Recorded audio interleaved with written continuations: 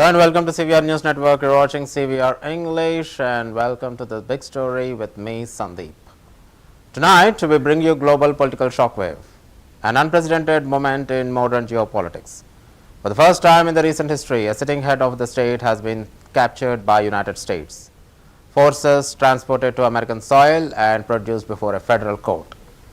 Venezuelan President Nicolas Maduro, along with First Lady Celia Flores, now faces serial criminal charges in the U.S., triggering worldwide diplomatic fallout, sharp divisions at the United Nations, and renewed debates over sovereignty, international law, and power politics.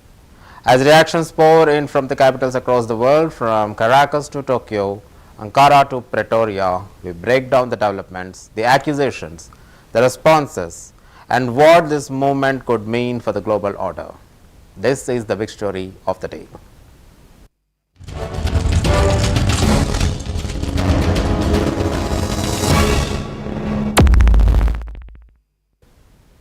The toppled Venezuelan President Nicolas Maduro appeared in Manhattan Federal Court on January 5th, pleading not guilty to charges that include narco-terrorism, cocaine importation, and possession of firearms and explosives. His wife, Celia Flores, also entered a not guilty plea.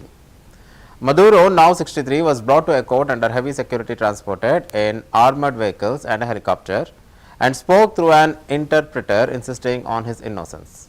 He told the court, "I am innocent and I am not guilty. I am a decent man. I am still president of my country." The United States accuses Maduro of running a vast cocaine trafficking network with links to cartels and armed groups across Colombia and Mexico.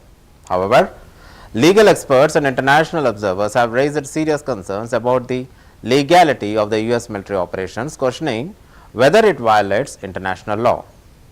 Even as Maduro sits in the U.S. custody, his government in Caracas remains operational, and speculation is growing over Washington's long-term strategic interest, including Venezuela's massive oil reserves.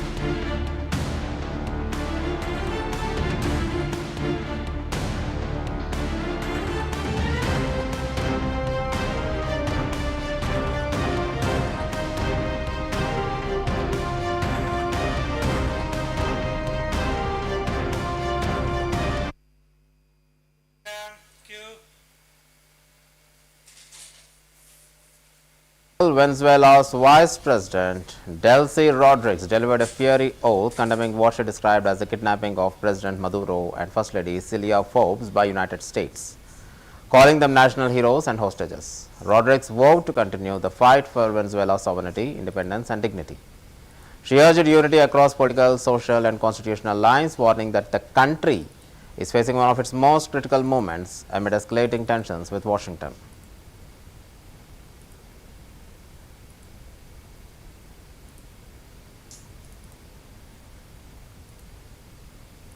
Vengo con dolor por el secuestro de dos héroes que tenemos de rehenes en los Estados Unidos de Norteamérica, el presidente Nicolás Maduro y la primera combatiente, primera dama de este país, Cilia Flores. Vengo con dolor, pero debo decir que vengo también con honor a jurar en nombre de todos los venezolanos y en nombre de todas las venezolanas, vengo a jurar por nuestro padre libertador Simón Bolívar, que es guía y faro histórico del porvenir de Venezuela, cuya sangre libertadora corre por las venas de los venezolanos y de las venezolanas.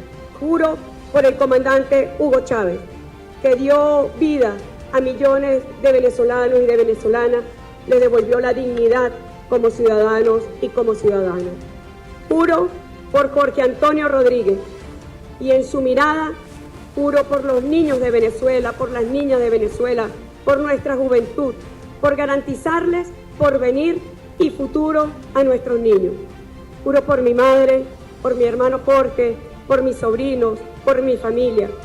Juro por mi honor que no voy a dar descanso a mi brazo, ni reposo a mi alma para ver a Venezuela en el destino que le corresponde, en el pedestal de honor histórico que le corresponde como una nación libre, soberana e independiente. Juro por el pueblo de Venezuela a no descansar ni un minuto para garantizar la paz de la República, la tranquilidad espiritual de nuestro pueblo, la tranquilidad económica y social de nuestro pueblo, y juro entonces sobre las bases de nuestro Padre Libertador en su discurso en Angostura, garantizar un gobierno que dé felicidad social, estabilidad política y seguridad política. Juro por Bolívar, juro por nuestros libertadores, juro por nuestras libertadoras y juro por nuestros hermanos y hermanas que nos acompañan y deben sumarse como un solo pueblo, desde todos los sectores políticos de Venezuela, desde todos los sectores sociales, económicos, que juremos como un solo país para sacar adelante a Venezuela en estas horas terribles de amenaza contra la estabilidad y la paz de la nación. Juro. De así hiciere, que Dios, la patria, nuestro pueblo, os lo premie. Reactions from Latin America remain divided. Chile's President-elect Jose Antonio Cast openly welcomed the U.S. military operation, calling Maduro's arrest positive news, describing Maduro as a dictator. Cast said Venezuela's political transition must involve opposition leaders Maria Corina Machado and Edmundo Gonzalez. Cast argued that organized crime, drug trafficking and human trafficking linked to Venezuela have destabilized multiple South American nations, including Chile. His comments come as he prepares to resume office in March.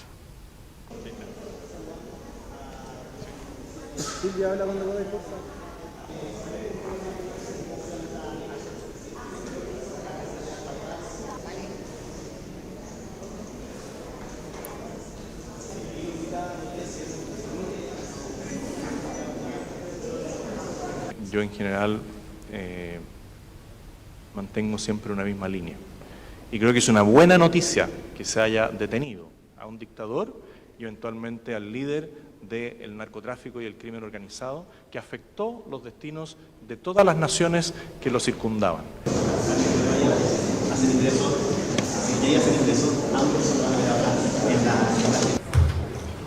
Les pido por favor a los integrantes de los medios de comunicación e instituciones que 434.950.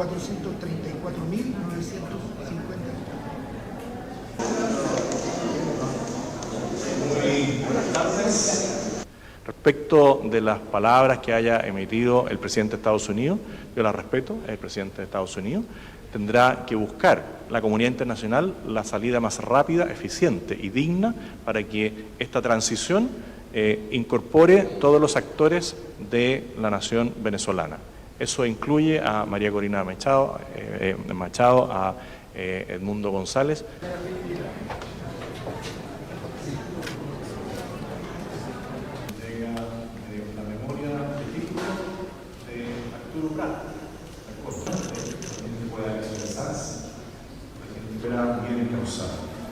Los 100 años se cumplen. Usted puede preguntar la intervención de cierto crimen organizado en Ecuador y se va a sorprender lo que ahí se vive. Usted puede ver lo que sucede en Perú y se va a sorprender de lo que ahí ocurre. Usted puede ver situaciones que se producen en Argentina, en Bolivia, en Paraguay, en Uruguay, incluso en Brasil, y en Colombia, y en Chile. Y eso tiene un origen que está en el no respeto a la democracia y en la exportación de alguna medida, yo no digo que sea el gobierno, pero que se permitió la exportación de crimen organizado, de narcotráfico, de tráfico de armas y de tráfico de personas, es una realidad. Por lo tanto, detener a una persona que dirigía una situación como esa, para mí, sigue siendo una buena noticia.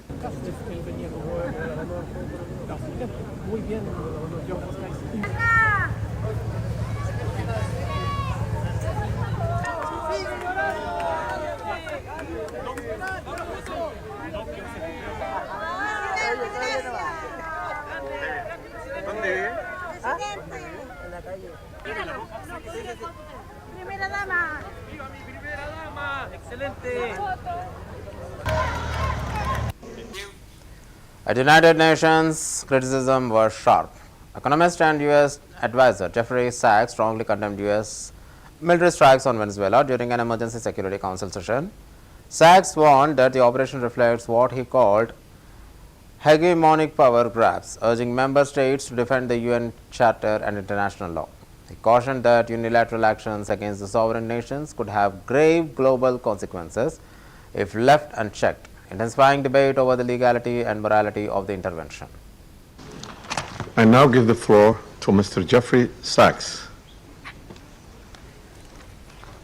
Mr. President, distinguished members of the Security Council, the issue before the Council today is not the character of the government of Venezuela. The issue is whether any member state, by force, coercion, or economic strangulation, has the right to determine Venezuela's political future or to exercise control over its affairs. This question goes directly to Article 2, Section 4 of the United Nations Charter, which prohibits the threat or use of force against the territorial integrity or political independence of any state. The Council must decide whether that prohibition is to be upheld or abandoned. Abandoning it would carry consequences of the gravest kind. Let me offer some background. Since 1947, the United States foreign policy has repeatedly employed force, covert action, and political manipulation to bring about regime change in other countries. This is a matter of carefully documented historical record. In her book, Covert Regime Change, political scientist Lindsay O'Rourke documents 70 attempted U.S. regime change operations between 1947 and 1989 alone. These practices did not end with the Cold War.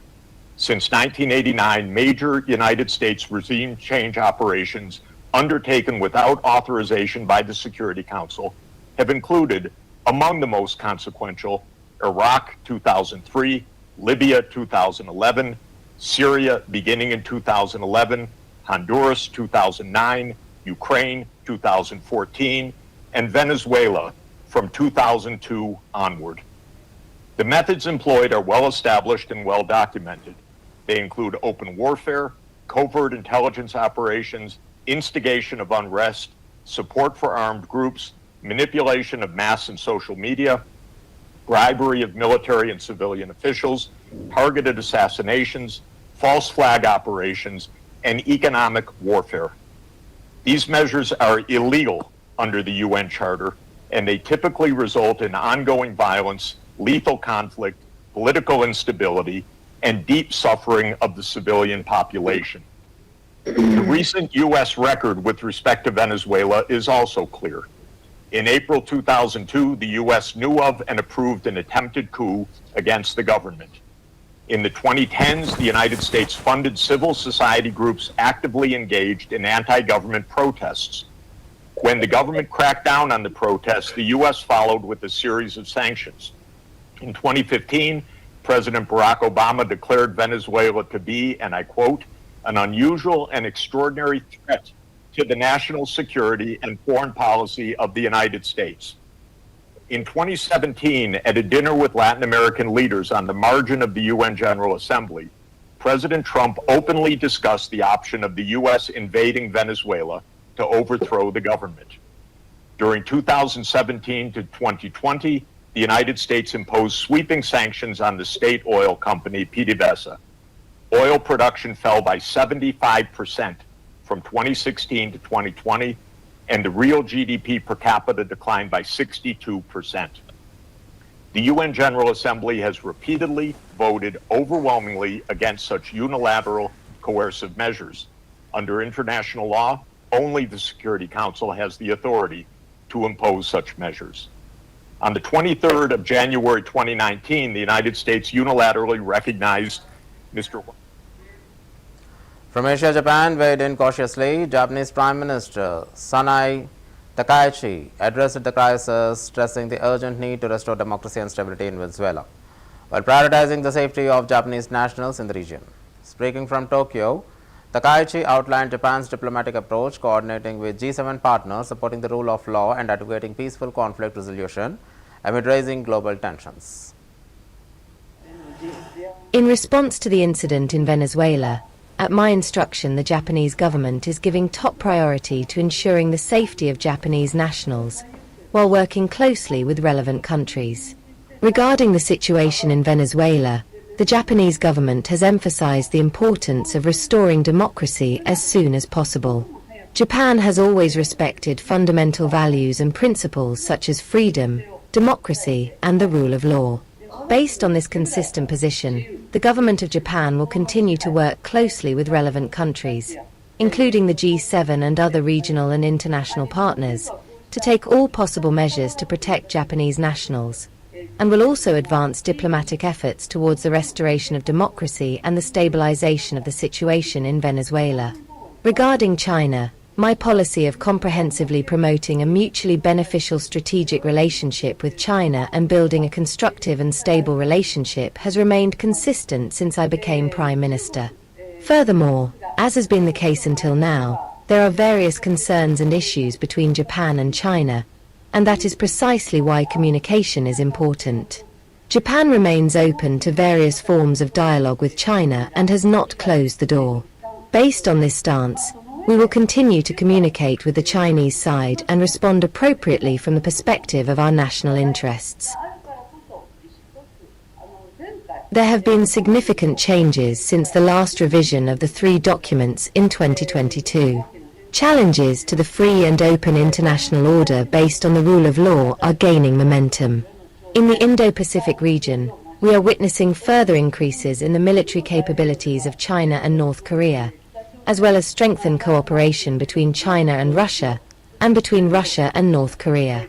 Furthermore, drawing lessons from Russia's invasion of Ukraine, countries around the world are accelerating preparations for new forms of warfare, including large-scale use of drones and the prospect of prolonged conflicts.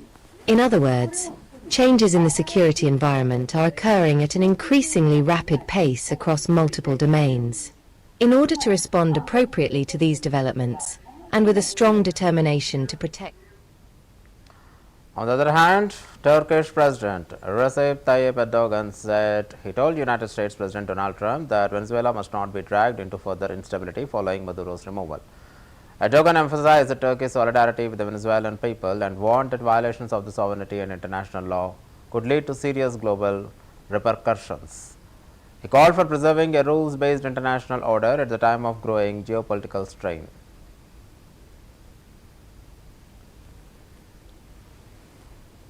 Buyurun.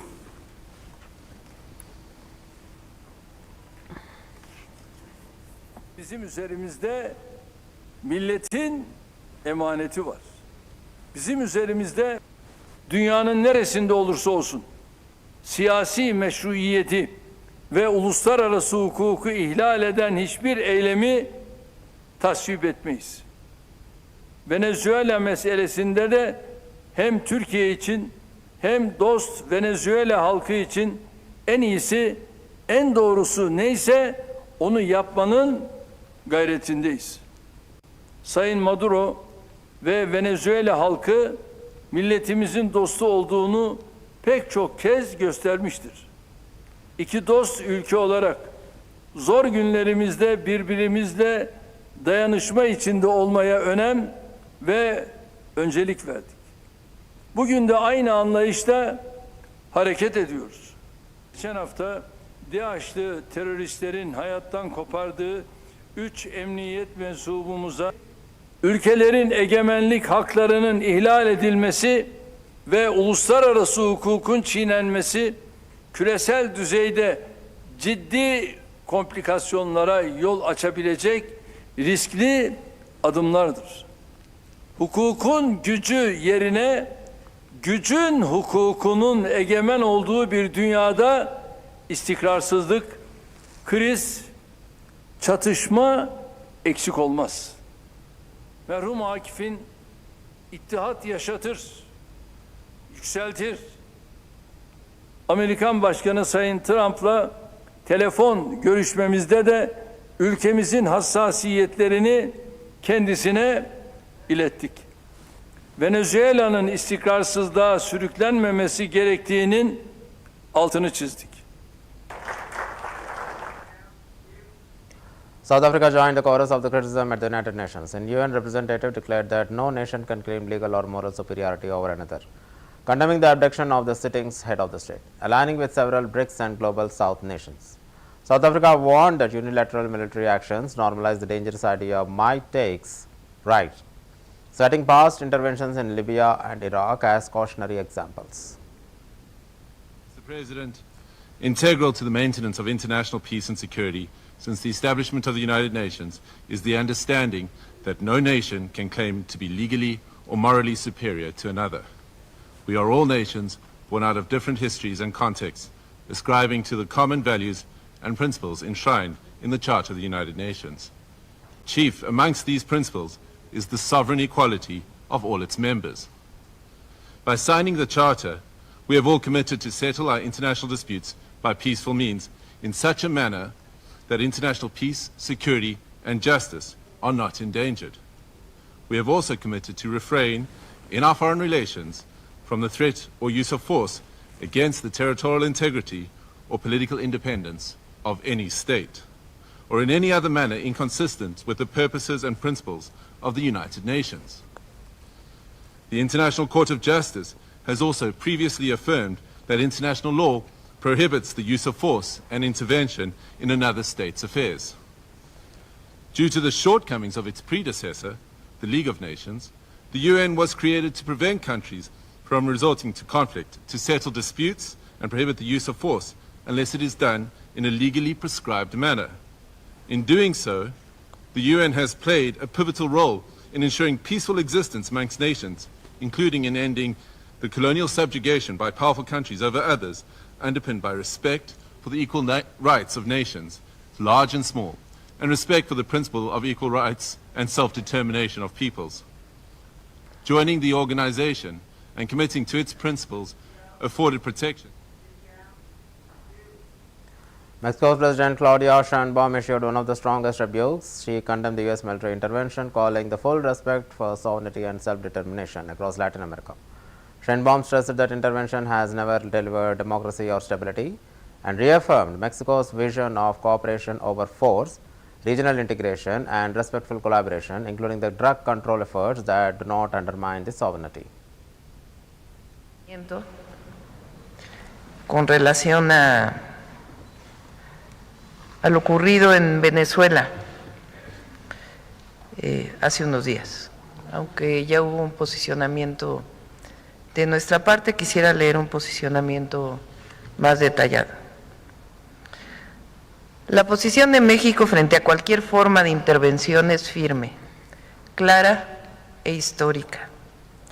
A raíz de los hechos recientes en Venezuela, donde el gobierno de Estados Unidos llevó a cabo una intervención directa que derivó en la captura del presidente Nicolás Maduro y su esposa, así como en la pérdida de vidas humanas, México reafirma un principio que no es nuevo y que no admite ambigüedades. Rechazamos de manera categórica la intervención en los asuntos internos de otros países. La historia de América Latina es clara y contundente. La intervención nunca ha traído democracia, nunca ha generado bienestar ni estabilidad duradera. Solo los pueblos pueden construir su propio futuro, decidir su camino, ejercer soberanía sobre sus recursos naturales. From Europe, Hungarian Prime Minister Viktor Orban offered a broader geopolitical perspective. Speaking on Budapest, Orban expressed hope for democratic governance in Venezuela, but warned that international law no longer guides major powers. He criticized the European Union as being the state of disintegration, urging Hungary to focus on its national interest and aiming shifting global power dynamics.